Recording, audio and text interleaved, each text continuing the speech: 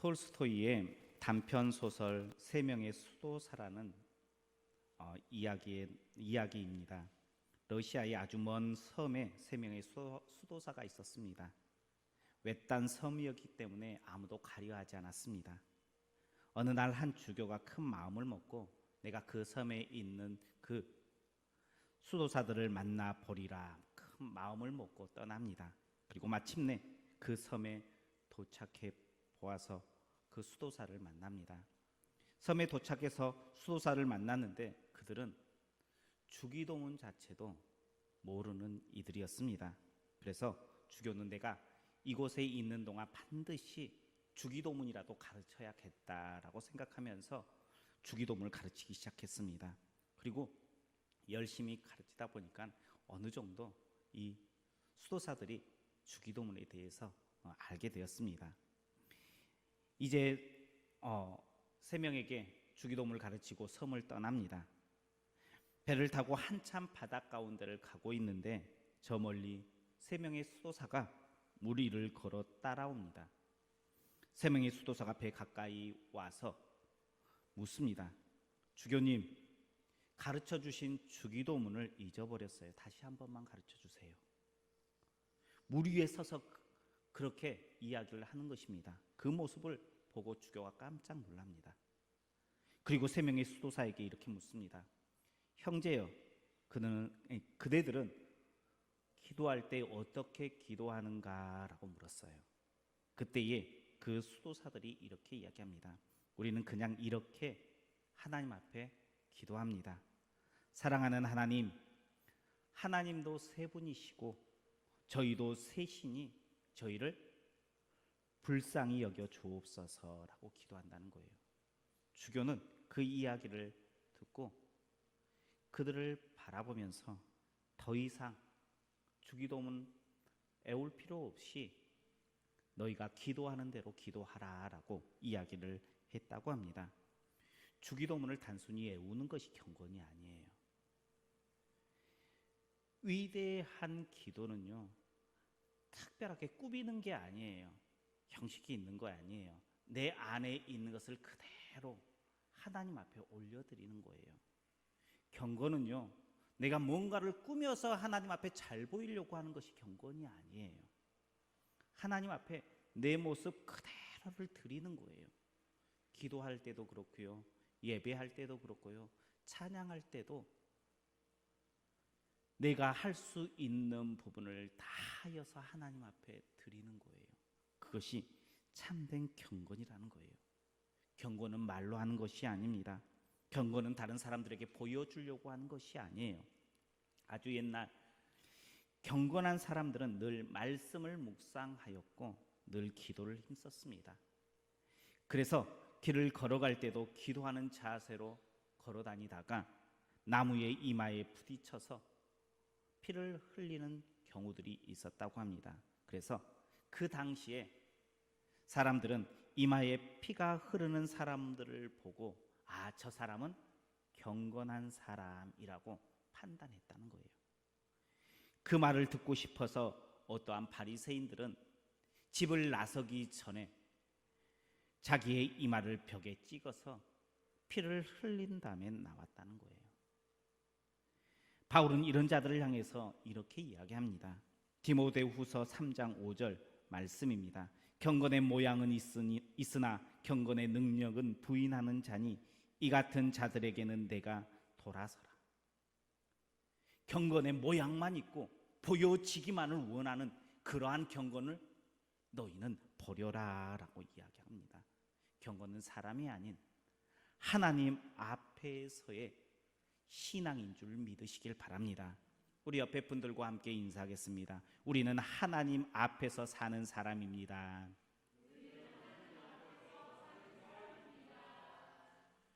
성도는요, 사람들 앞에서 사는 것이 아니라 하나님 앞에서 살아가야 하는 사람이에요. 그리고 하나님 앞에서 신앙생활을 해야 되는 사람이에요. 경건이 무엇일까요?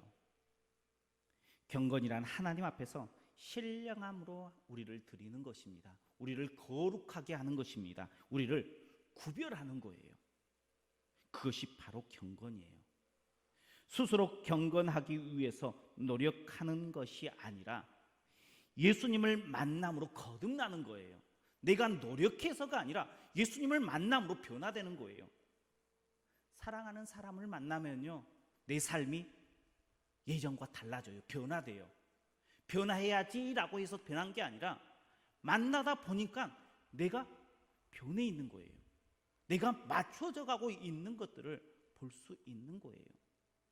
경건은요, 내가 뭐를 하려고 해서 하는 것이 아니라 하나님께서 내게 오시면 내 자신 스스로가 점점 변해가는 것, 그것이 경건이라는 거예요. 우리 성도님들께서는 어떻습니까? 지금 경건한 모습으로 신앙생활을 하고 있습니까? 본문의 야고보는 자신의 경건에 대해서 정의를 내리고 있습니다. 야고보가 말하는 경건의 삶은 어떤 삶일까요? 오늘 야고보의 경건을 나눌 때에 우리도 경건의 모양이 아닌 경건의 능력을 힘입는 그런 귀한 은혜의 시간 되시길 주님의 이름으로 축복합니다. 먼저 경건은 혀를 다스릴 수 있는 사람이 경건이다라고 이야기합니다. 우리 26절 말씀을 같이 보겠습니다. 26절입니다. 누구든지 스스로 경건하다 생각하며 자기 혀를 제갈 물리지 아니하고 자기 마음을 속이면 이 사람의 경건은 헛것이라. 아멘. 많은 성도님들은요, 스스로 자신을 생각하면서 나는 그래도 괜찮아라고 말할 때가 있어요. 나는 그래도 경건한 사람이야 라고 이야기합니다. 나는 그래도요, 주의를 지켜요. 나는 그래도 기도하는 시간을 가져요. 나는 그래도 매일 말씀을 읽어요. 시간이 날 때마다 기독교 방송을 틀어놓고 말씀을 들으려고 힘써요. 그러면 이 정도면 경건한 거 아니야 라고 생각하며 신앙생활을 하는 사람들이 있다는 거예요. 그것이 경건일까요? 만약에 그게 경건이라면 바리새인들을 향해서 왜 예수님은 경건하다라고 말씀하지 않았을까요? 바리새인들이 훨씬 더 철두철미하게 신앙생활을 했습니다. 경건은 내가 신앙의 삶을 노력해서 이루어가는 것이 아니라 예수님을 만나는 거예요. 예수님을 통해서 내가 바꾸어지는 거예요. 움직여지는 거예요. 바꾸어져야 되는데 뭐가 바꾸어져야 할까요? 우리의 삶이 바꾸어져야 되는데 그 삶 중에서 가장 먼저가 바로 혀의 말인 줄 믿으시길 바랍니다. 말 한마디도요, 한마디로 천냥빚을 갚는다라고 이야기해요. 또 그 말 한마디로 사람을 죽음으로 몰아버릴 수도 있는 것이 바로 혀의 말이라는 거예요. 요즘 사람들은요, 말을 참 쉽게 합니다. 그리고 가볍게 여깁니다. 아니면 말지 뭐라고 그냥 내가 했던 말에 책임지려고 하지 않는 사람들이 너무나 많습니다. 그런 시대에 지금 우리는 살아가고 있습니다. 그래서인지 말이 참 거칠어졌어요. 욕설도 많아졌고요. 욕설뿐만 아니라 욕설이 안 들어가도요, 사람을 모욕하는, 기분 나쁘게 하는 말들이 점점 가득 채워져 가고 있는 시대가 바로 지금 이 시대예요. 욕을 해서 입이 다스려지는 것, 욕을 하지 않는 것이 입술을 다스리는 것이 아니라 상대방의 마음을 어떻게 움직이게 하느냐도 중요하다는 거예요. 이것은 세상만이 아니라 교회 안에서도 그렇습니다. 나는 앞에 서만 그래 뒤끝이 없어 라고 이야기하는 사람들이 있습니다. 그러면서 자신의 하고 싶은 말 다 쏟아내는 사람이 있습니다. 이 말은 참 무서운 말이에요. 왜냐 그러면 대놓고 욕하면서 상처받지 말라는 말하고 똑같은 거예요. 이렇게 하면 상대방은 상처받지 않을까요? 나에게는 위로가 될 수 있어요. 그런데 상대방은요, 평생 그게 응어리져 그것이 잘 풀려지지 않을 때가 있다는 거예요. 그래서 야고보는 다른 것을 먼저 이야기하지 않아요. 혀의 말을 다스리는 것, 그것이 경건이다. 혀의 말을 다스리지 못한 것, 그것은 진짜 경건이 아니다, 헛된 것이다 라고 말한다는 거예요. 물론 우리의 혀를 완전히 제어할 수 있는 사람이 이 세상에 있을까요? 아마 한 명도 없을 것입니다.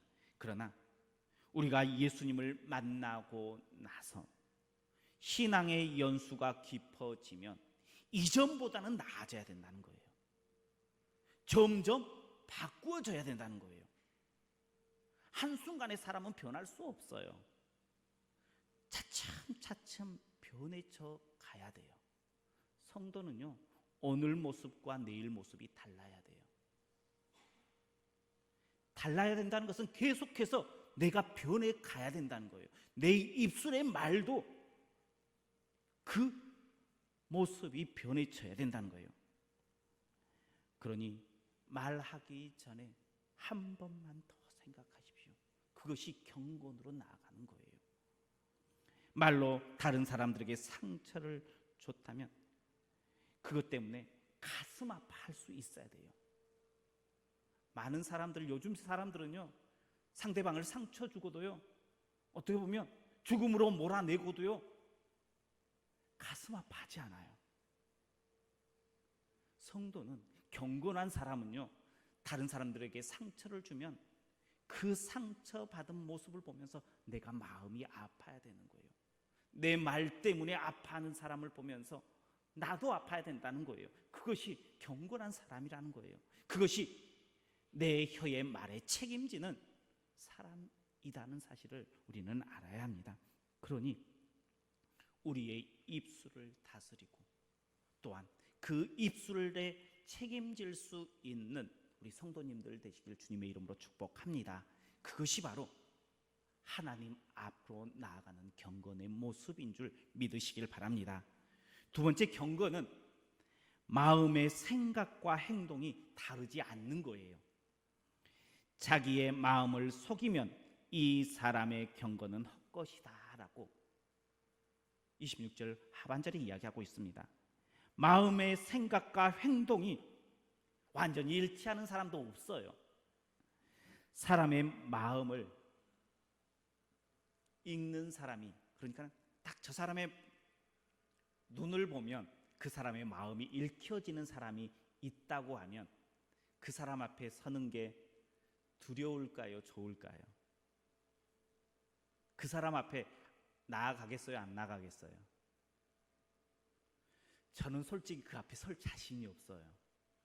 내 마음을 다 읽히는 것이 두려워요. 그렇다는 것은 내가 내 마음의 생각과 내 행동이 일치하지 않을 때가 많다는 거예요. 사람들은 대부분 자신의 생각과 그 행동이 일치하지 않아요. 숨길 것은 숨기고 드러낼 것을 드러내요. 다 오픈하지 않습니다. 그런데요, 이 모든 마음을 아시는 분이 있어요. 누굽니까? 하나님은 우리의 마음을 다 아세요. 우리의 마음의 생각과 행동을 일치하는 것이 경건이다라 그러면 다른 것이 경건이 아니에요. 하나님 앞에서의 삶을 사는 것이 경건이에요. 내 마음을 다 아시는 그 하나님 앞에 사는 거예요. 내 모습을 다 알아요. 그러면요, 하나님 앞에 나와서 기도하려고 앉으면 어떨까요? 자신 있게 하나님 나 여기 왔어요 라고 이야기할 수 있을까요? 하나님 앞에 통회하며 눈물을 흘릴 수밖에 없을 것 같아요. 하나님 앞에 예배하러 나왔어요. 예배하러 나왔으면 내 마음을 다 알아요. 나의 모든 것들을 다 알아요. 그 하나님 앞에 고개 뻣뻣이 들고 예배할 수 있을까요? 우리가 하나님께서 나의 마음을 다 아시고 나의 모든 것들을 감찰하심을 안다면 감히 하나님 앞에 서기도 너무나 부끄러운 우리의 모습들이 많다는 거예요. 경건은요, 다른 것이 아니에요. 나의 모든 마음을 다 아시는 하나님 앞에서 그 하루하루의 삶을 살아가는 거예요. 교회에서뿐만 아니라 나의 삶의 자리에서도 하나님 앞에 살아가는 거예요. 경건은 다르게 이야기하는 것이 아니라 사람에게 인정받는 것이 아니에요. 사람은 속일 수 있어요. 그래서 마음과 그 행동이 달라요. 그래도 그냥 고개 끄덕일 수 있어요. 그러나 경건은요, 하나님 앞에 인정받는 거예요. 그래서 끊임없이 하나님 앞에서 나는 어떤 존재인가를 고민하고 생각하며 지금 하나님께서 내 곁에 계신다는 것을 인정하며 사는 것, 그것이 경건이다라는 거예요. 그러면 우리의 모습이 훨씬 더 나아질 수 있습니다. 경건한 척, 기도 많이 하는 모습으로 말씀을 많이 읽는 것처럼 하나님 앞에서 우리의 잘못된 모습을 속이지 마십시오. 바리새인들은요, 말씀을 많이 읽었어요. 그리고 하나님 앞에서 내가 말씀을 많이 아는 척했습니다. 말씀을 실천하는 척했어요. 하나님께서 다 하셨어요. 예수님께서 다 하셨어요. 근데 지금 한국교회의 많은 성도들이요, 신앙의 연수가 높아지면 어떻게 되느냐, 꼭 이상하게 바리새인의 길을 걸어가는 모습이 너무나 많이 보여요. 하나님 앞에서도요, 내가 신실한 척, 거룩한 척, 나의 모든 것들을 아시는 하나님 앞에서 내 자신을 속이지 말고 온전히 드리십시오. 내 마음, 그것을 드릴 때에 하나님께서는 우리의 모습을 보고 경건하다 말씀해 주실 줄 믿으시길 바랍니다. 하나님 앞에서의 삶을 살 때에 경건의 모양이 아니라 경건의 능력의 삶으로 살아갈 수 있는 줄 믿으시길 바랍니다. 세 번째 경건은요, 말로 하는 것이 아니라 삶에서 묻어나는 것이 경건이에요. 우리 27절 말씀 같이 보겠습니다. 27절입니다. 하나님 아버지 앞에서 정결하고 더러움이 없는 경건은 곧 고아와 과부를 그 환난 중에 돌보고 또 자기를 지켜 세속에 물들지 아니하는 그것이니라. 아멘. 정결하고 더러움이 없는 경건은 다른 것이 아니라 고아와 과부를 환난 중에 돌보는 것이다 라고 이야기하고 있어요. 당시 바리새인들, 지도자층들은 부유했어요. 먹고 마시기에 넉넉했습니다. 그들은 하나님 앞에 철저하게 예배드렸어요.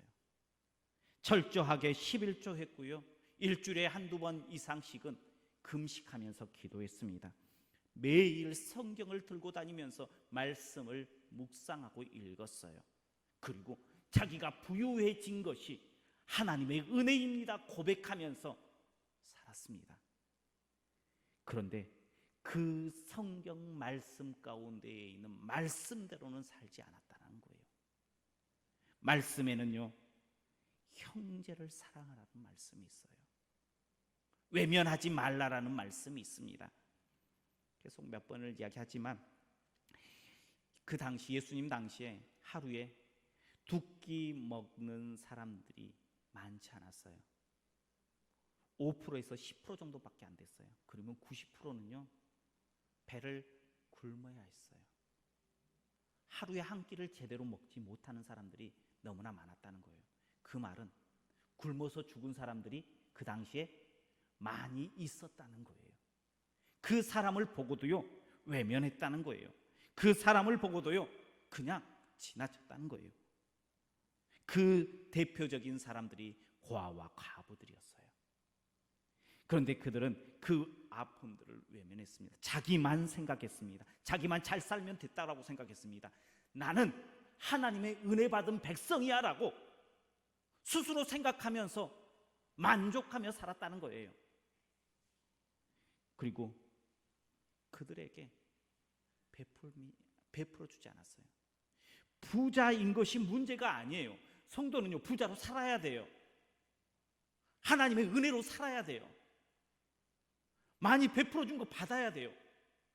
그러면 부자가 되었으면, 나눌 수 있는 환경이 되었으면 나눠주는 사람을 살아가는 것이 바로 성도라는 거예요. 가난하게 살라라고 이야기하지 않아요. 하나님께서는 성경 가운데에 항상 부하게 하는 능력과 조건들을 다 제시해 주셨어요. 그 말은 너희는 부자로 살라라는 거예요.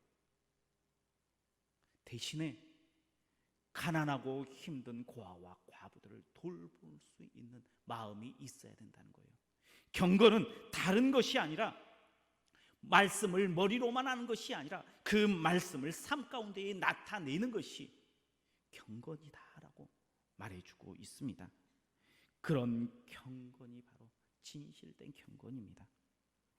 우리도 아는 지식으로만, 교회 안에서만 경건의 삶을 살겠노라 하면서 신앙생활하지 마십시오. 삶의 현장 가운데에 나타나지 않으면요, 그것은 진짜 경건이 아니다라고 이야기하고 있습니다. 오염된 경건이다라는 거예요. 그러니 우리의 삶을 몽땅 바꾸라는 것 아니에요. 말씀을 들으면요, 말씀 가운데에 하나라도 내가 뭔가를 바꾸어 보겠다라고 해서 바꾸어 나아가는 거예요. 그것이 경건이에요. 그것이 신앙의 모습뿐만 아니라 삶의 자리에서도 바꾸어지는 것, 그것이 경건의 모습인 줄 믿고 경건의 능력의 삶을 살아가는 우리 성도님들 되시길 축복합니다. 마지막으로 경건은요, 세상으로부터 자신을 지키는 거예요. 자기를 지켜 세속에 물들지 아니하는 것, 그것이니라. 경건이 바로 세속에 물들지 않는 거예요. 경건은 세상과 구별되는 것인 줄 믿으시길 바랍니다. 요즘 세상이 교회에 원하는 게 무엇일까요? 바로 구별이 아니라 동화되는 거예요. 함께 가자라고 이야기해요. 같이 묻어서 가자라는 거예요. 그것이 세상이 원하는 거예요. 그런데 성경은 확실히 이야기하고 있습니다. 구별되는 것이 경건이다라고 이야기하고 있어요. 교회는 동화가 아니라 구별인 줄 믿으시길 바랍니다.